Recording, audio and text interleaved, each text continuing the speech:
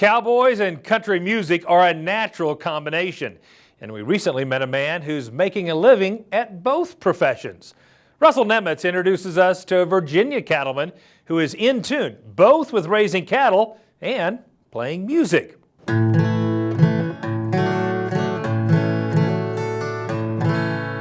I always wanted to write songs and I wanted to farm. So I moved to Tennessee and have been lucky, with a career there.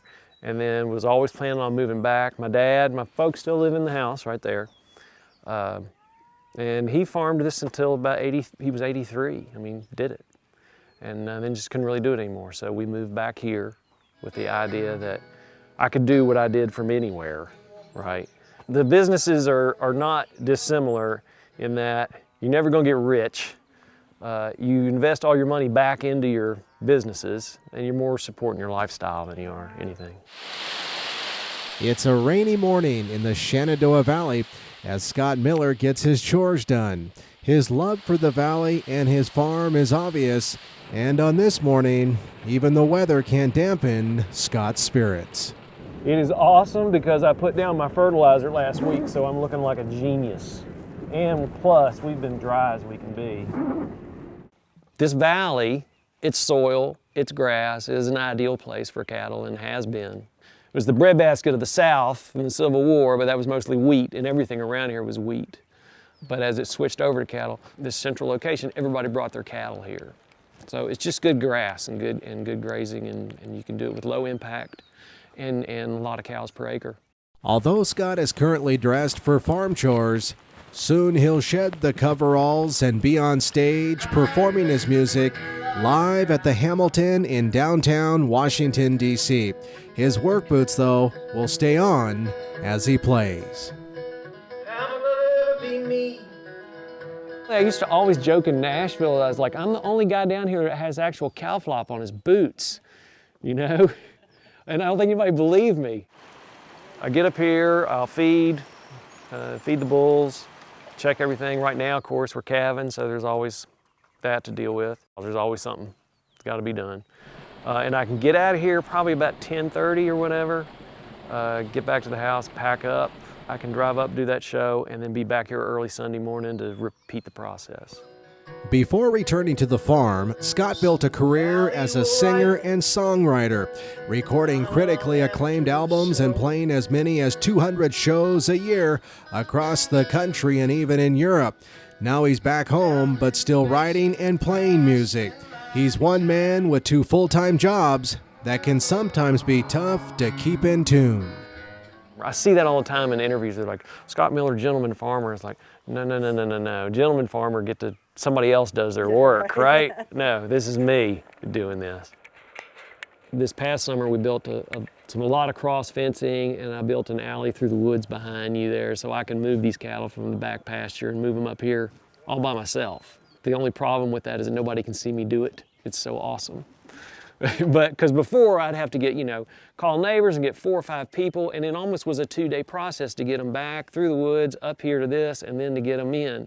So I built a number of wings where I can funnel them in and 2 different sorting pens. So it's just a matter of patience. I think sometimes farming by yourself may be akin to like not having a limb, where you can do everything, but it just takes a lot more effort and twice as long. And like so many other cattlemen these days, Scott is aiming to grow his cattle business. Man, I want to expand and get a few more cattle, more income. I've only got 200 acres, so I'm sort of limited. So I'm running a little over 60, and this past summer, now we did the NRCS where we came in, fenced off the woods, and I split some fields where I can graze a little more efficiently.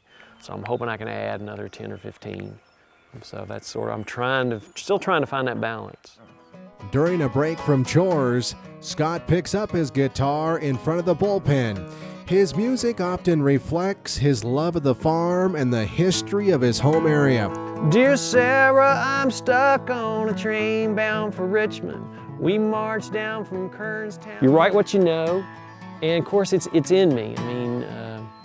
I wouldn't say that I focus on it, but you can't help but where you grew up to have it affect you. and especially here. I mean, if you look, you could see the surroundings and the people here. And although the audience on the farm is not at all like the one that'll fill the room he'll perform in later, he appreciates these fans for the value they bring to his herd. They ran away, didn't they? Well, I think it's the best way to make my herd better and the most money efficient way is by upgrading kind of the quality of bulls. I mean, that's the easiest way. And that's just the most efficient way for me to do is to take my best heifers and keep them and breed up. Calf ease is important to me only because if I've got to be gone, sometimes I can't be here. So I need something that I can turn my back on and know they'll be all right. There's no doubt life on the farm is a whole lot different than playing music on the road. But finding the harmony between these different worlds is something Scott Miller is committed to doing. Well, you know, I mean, farming's a challenge and you gotta love it or you don't need to be doing it. And this was always where I wanted to be and always what I wanted to come back and do. From the scenic Shenandoah Valley of Virginia, I'm Russell Nemitz for NCBA's Cattlemen to Cattlemen. Now, if you like what you just heard, Scott's latest album, Ladies Auxiliary, is available now on iTunes and Amazon. Go to thescottmiller.com for the details as well as information on when he might be playing in your area.